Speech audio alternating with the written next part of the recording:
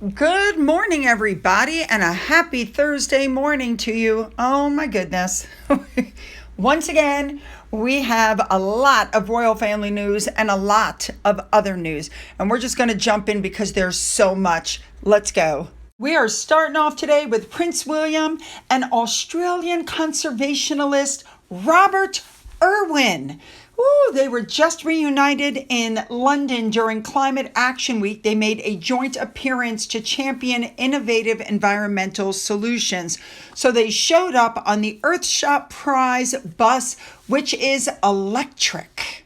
This bus was branded Route 2030, and it was the 3,000th bus to enter the Transport for London fleet. And so it was a journey to London's historic Guildhall, where the Earthshot Prize Impact Assembly was being held.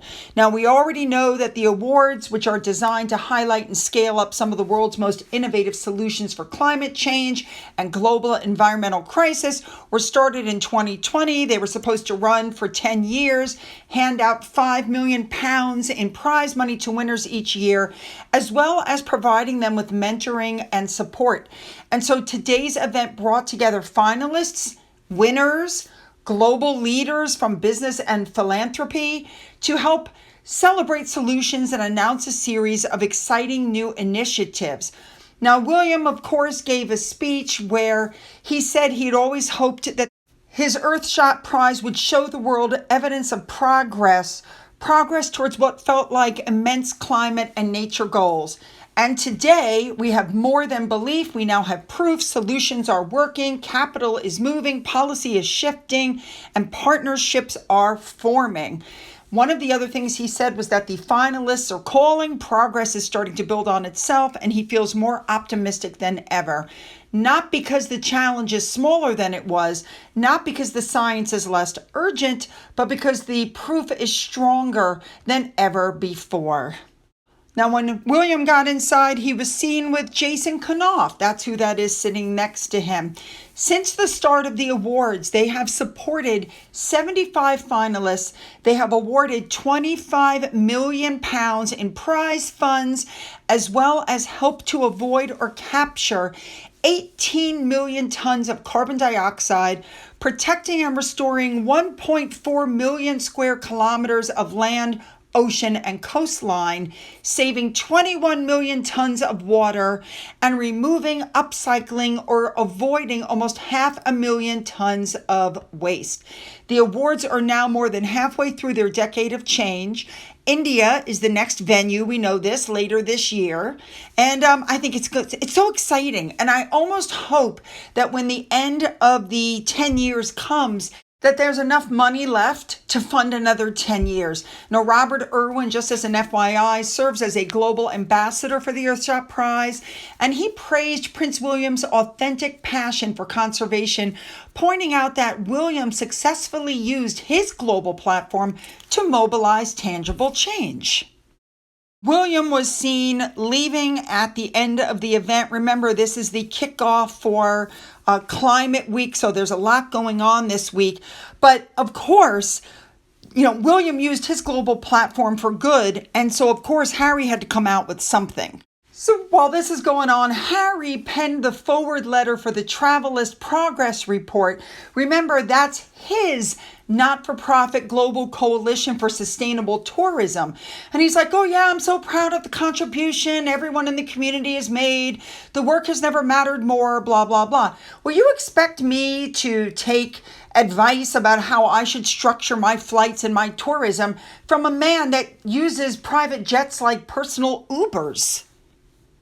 Just as an FYI, I did a little research, and they're saying that Harry doesn't make money from this in the way that it doesn't pay dividends or issue shares to the founder.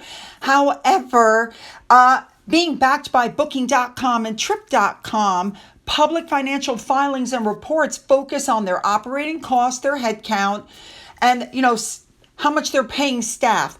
If you think Harry's not making money from this, you're wrong. Just so you know, Travalyst does not release publicly traded corporate financials because it's a private, limited by guarantee entity that's backed up by the major brands. So how, Harry's going to say, well, I don't make any money. Well, how would we know if you don't release the numbers? Everything else Harry does, this is very shady. They're listed on their tax returns as a private company limited by guarantee without share capital. So basically what it means is this is a company.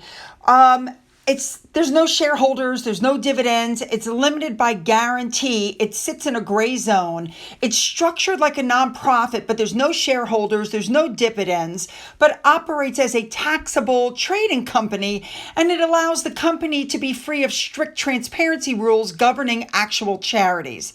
There you go.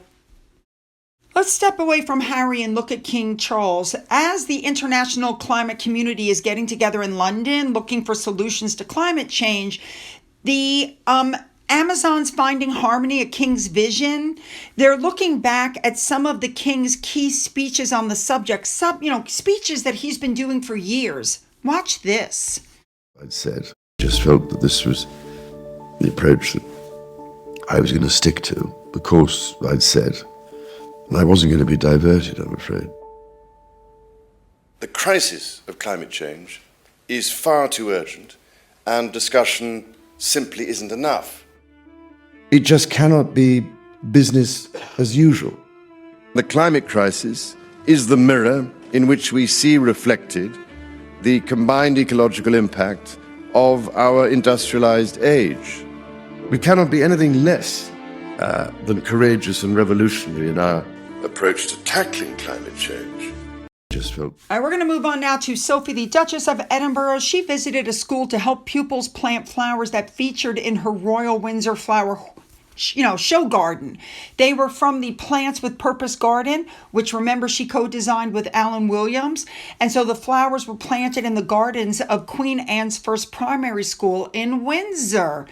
Now, that school and Carborne Primary will both receive the plants as part of the Royal Windsor Rose and Horticultural Society's The Nature Study Program, which hopes to encourage an appreciation of nature in young people. Now, the next day, Sophie was helping to celebrate sustainable farming during a visit to Trinity Manor Farm in Jersey, where she met a Jersey cow named Belinda. Now, remember, she's honorary president of LEAF, Linking Environment and Farming, LEAF. And so Sophie spent time with farmers and agricultural leaders learning how Jersey's dairy industry is adapting to sustainable and regenerative farming practices while still protecting the island's unique environment. Sophie heard how local dairy producers are balancing food production with biodiversity and long-term environmental goals. And Trinity Manor Farm is one of the most prominent dairy farms there. They produce millions of liters of milk annually and play a key role in their agricultural sector. She also heard about their work promoting climate-friendly farming methods, and she helped some children pick some potatoes, and then she went and visited the production facility.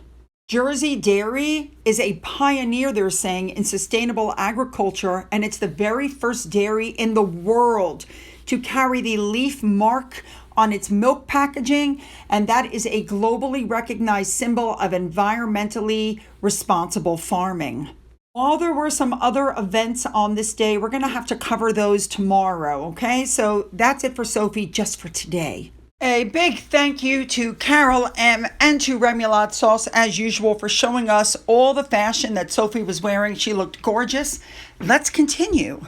Next up, King Charles held an investiture at Windsor Castle. This was his 5th for the year and his 23rd of the royal family for 2026. We have Georgina Stanway, MBE, for services to Association Football. We have Catherine Scriver-Brunt, OBE, for services to women's cricket and to the community in Yorkshire. We have Dame Amanda Pritchard for her contribution to the National Health Service, and Anna Reed, CBE, for services to drama. Congratulations to everybody. All right, moving on. Apparently, there is a heat wave in Europe. And so, as a result, changing of the guards and, all the pomp and circumstance has been canceled. I could just imagine how hot it is in the uniforms with the bear skin, hats on. I'm sure it's like stifling. So, I totally get why they did that. All right, let's move on. All right. They're saying, or it's being reported, that Harry and Meghan made one big mistake. Well, they have a lot of mistakes, but Meghan knows in particular that if she's going to go back to the UK, she's going to have to eat some humble pie. And she's ready to admit that maybe she got some bad advice in the PR arena. She's been instructed that when she's back in the UK, she should have a background role only. This is her time to show people that she's capable of not playing up to the cameras. And supposedly she's really taking it on board because she wants to show the British that she's not the enemy. And they really deeply regret the way they spoke about the people, the royals on the news and the books and they regret everything. But here's the big thing. Danica on Sky News. I just discovered her a few months ago. I love this woman. Now, she had a rant that was like 8 minutes long, and I have massively edited it down to just the high points, but I want you to hear what she had to say. Here we go. Well, just when you thought the Ginger and the Whingers 2026 International Grifting Tour couldn't get more tragic, Mr. and Mrs. Grifter are now apparently heading back to the UK. Yes, incredible. Prince Harry and Meghan Markle, would you believe, are reportedly going back to Britain for the first time in more than 4 years with young Archie and Lilibet in tow. Obviously, must be with a begging bowl. It's very, very predictable. And look, they're probably, coming armed with incognito recording and filming devices too. After all, they do need more material, don't they, to use for the interviews, the books, the Netflix specials, because all they know how to do is slander the royal family. So yes, the pair are heading back to England, and it's quite hilarious, really, when you think about it. I mean, Meghan basically blew up the royal family when she berated the monarchy, claiming she was so unhappy and was desperate to humiliate the late Queen in her final years. And was it not Harry who claimed he left the UK to escape the toxic British press, that he felt unsafe over there? He even once said that he didn't like England that much. Oh, and don't forget that there was this from last year. I can't see a world in which I would be bringing my wife and children back to the UK at this point. Really? And wow. The things that they're going to miss is, well, everything. I love my country. I always have done. Well, what a turn of events. What a turn of events. And this is where Harry's quite low IQ. Okay, and this is where he really shows that off. So 1 minute he doesn't like the UK. Next he claims he loves his country. Then he says he doesn't love his country. 1 minute he claims Britain is unsafe. And then don't forget this. Remember when he was captured on a doorbell camera going around just casually knocking on doors in London last year, apparently looking for a friend? How embarrassing. And yet had just claimed on that same week at the Court of Appeal that his life was at stake when in Britain, after his automatic right to 24-hour gun cops was removed, when he and Meghan quit as working royals. But here's the thing, right? This is the key question.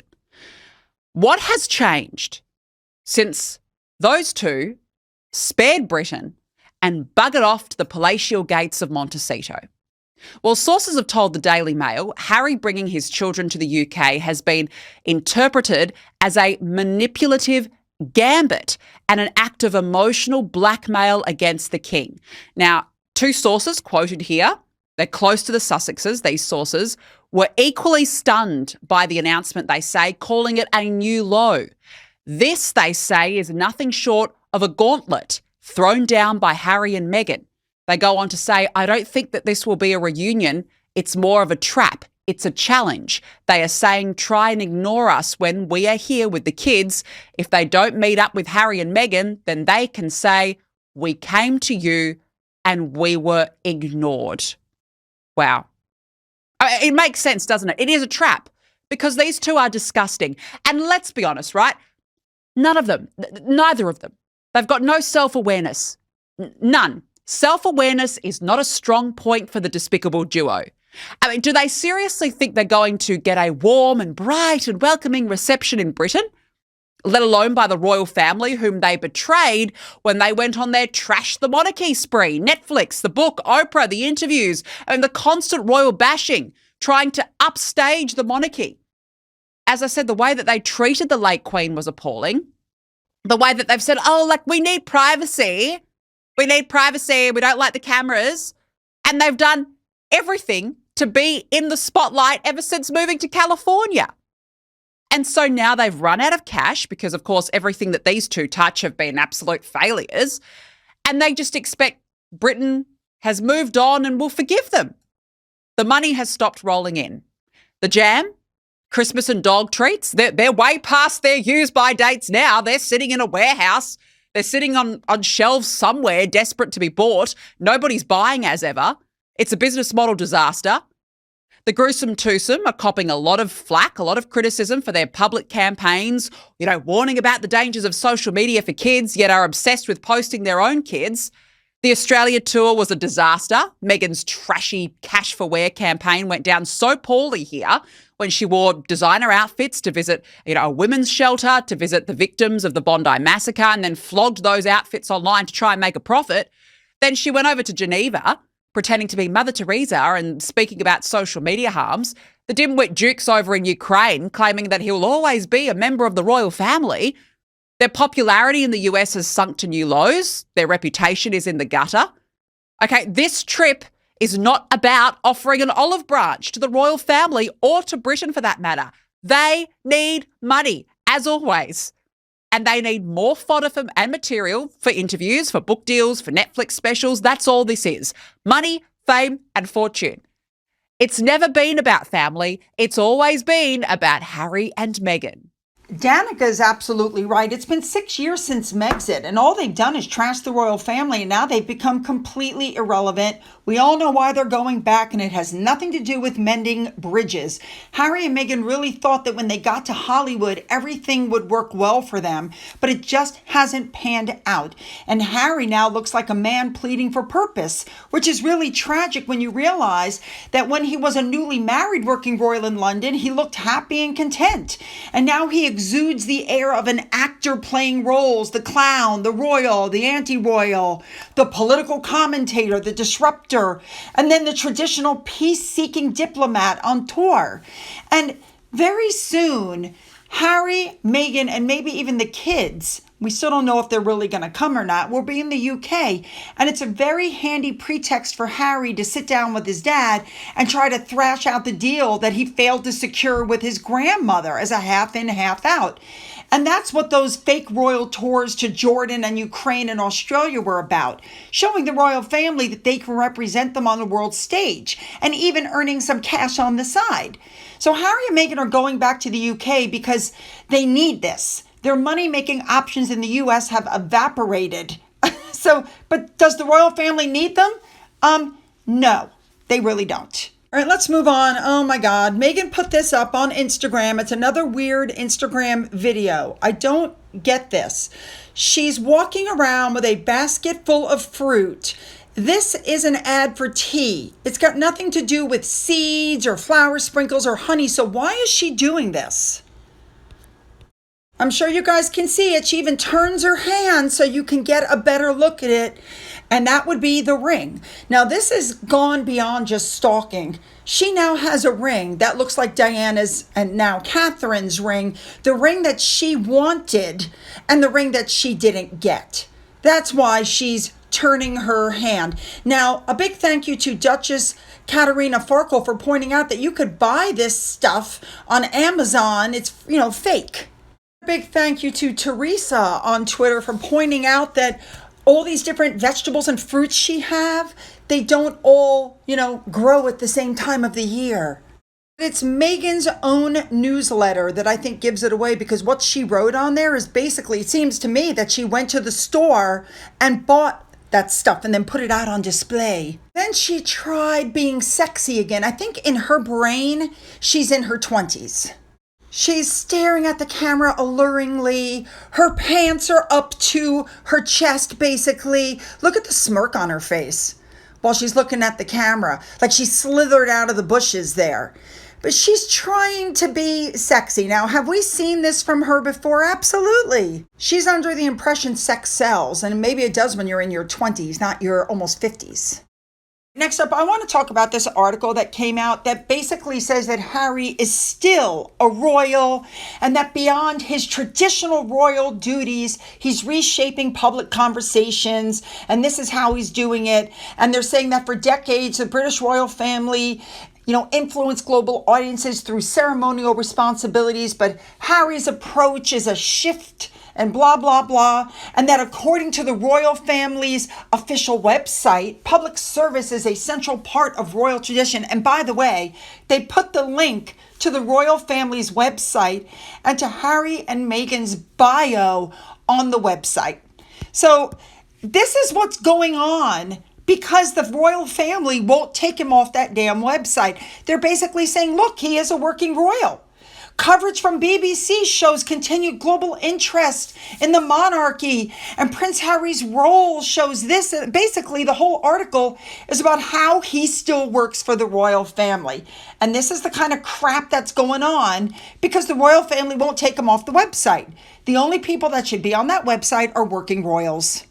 All right, really quickly before we get into the last thing, we know that William did polo, his charity polo match last year. I believe it was July 11th. That was in 2025. In 2024, he did the polo match on July 12th. And in 2023, it was done on July 6th. Well, for some reason, people online are claiming that he's doing it on the 10th, but it's not advertised until right before it's done. And no, it's not being done on the 10th as far as I can tell, but I'm going to keep an eye on that. Now let's move into our last story for today. All right, we're finishing up. There was an interview that Samantha Markle gave a couple of years ago, and I'd completely forgotten about it. And Pilot Hardy, another YouTuber, really good one, put up this link and showed a little bit about what Samantha said. And as I listened to her talk, I thought, oh my God, you can tell she's telling the truth, and it's so spot on. Due to copyright, I'll have to tell you what she said. Here we go. The man doing the interview said, Samantha, were you puzzled? And she goes, not any more puzzled than when she said she lost her father. She said, we knew she didn't lose our father. She iced our father. And that's a very big difference. It was deliberate. And the guy goes, so why do that, Samantha? Why do that to somebody, especially your family? And Samantha goes, I'll tell you why. Because what she told the royal family, what she told Harry wouldn't have jibed with what was consistent with the truth. And the guy goes, but why make up stories like you're suggesting that she doesn't think that her family is good enough? And Samantha goes, exactly. I think it's more than that. It seems like she didn't feel that she was good enough, that seemingly in her mind, she had to inflate who she was to garner false admiration and to be accepted by the royals instead of just saying, look, I worked very hard. My family was upper middle class. My father put me through the best schools. He did the best that he could. He loved me. He sacrificed for me. And I'm grateful. Instead, what she did was engage in self-glorification and leave everybody else out of the equation as if she existed in a vacuum. Samantha continued and said, in my opinion, she'd still be a waitress if it wasn't for Dad. The interviewer then steps up and says, is it possible to put all that water under the bridge and, have a chat to clear the air? And Samantha said, I don't think she would do it. I don't think she'd do it without a motive. I don't think she's capable of empathy, remorse, or shame. I don't think she could feel enough. Apologize. She also said that Harry has the perfect personality profile that enables people like Meghan that are, narcissists. I completely agree. Boom. I think she's absolutely right. I think that she's not capable of empathy or caring or, wondering about how she's going to hurt other people. Yes. Yes, I want your comments. Put them down, make them good. Don't forget to hit the like and the subscribe button and the bell for all notifications. Then go down into the description box where you'll find the links to my Twitter, my Gettr, my Rumble, my email, a link to my father's book, which remains up for sale on Amazon, a link to my Amazon wish list, as well as a physical address. For those of you who have donated to my coffee fund, thank you so much. And as always, you guys, have a great day.